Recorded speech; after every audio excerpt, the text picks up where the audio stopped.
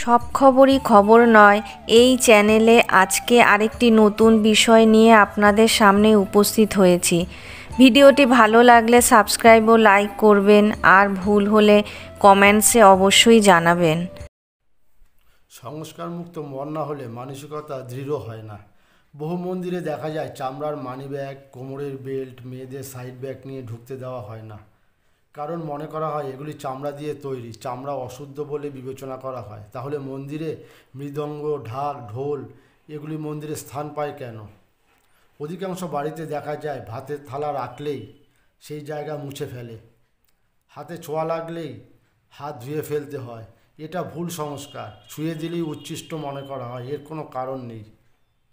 একটা বিষয় প্রায়ই দেখা যায়, বন্ধু বান্ধব, আত্মীয় পরিজন একসাথে এক পাত্র থেকে নিয়ে খাচ্ছে, অথবা বাড়ির একজনের মাখানো খাবার অন্য সকলে খাচ্ছে। এটা করা ঠিক নয়। এতে অপরে মনের গুণগুলি সব সংক্রামিত হয় অন্যের মধ্যে।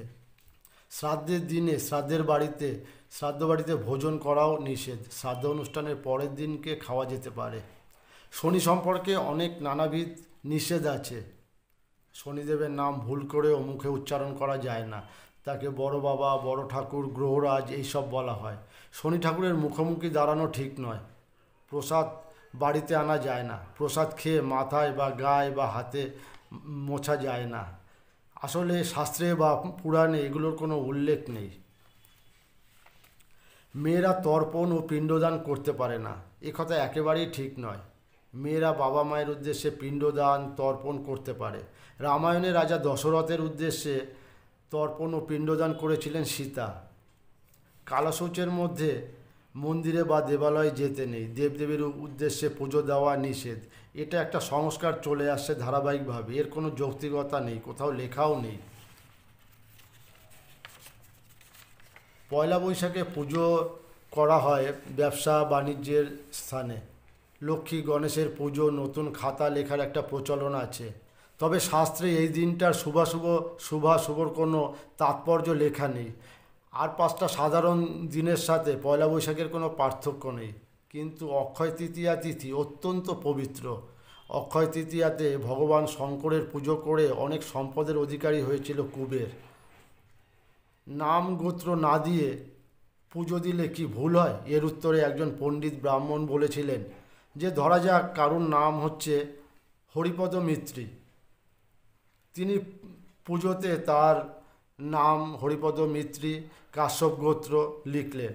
তাহলে তিনি পুজো দেওয়ার পরে সারা ভারতে ওই নামে যত ওই নাম এবং গোত্রের লোক আছে সবাই কি ওই পুজোর ফল পাবে?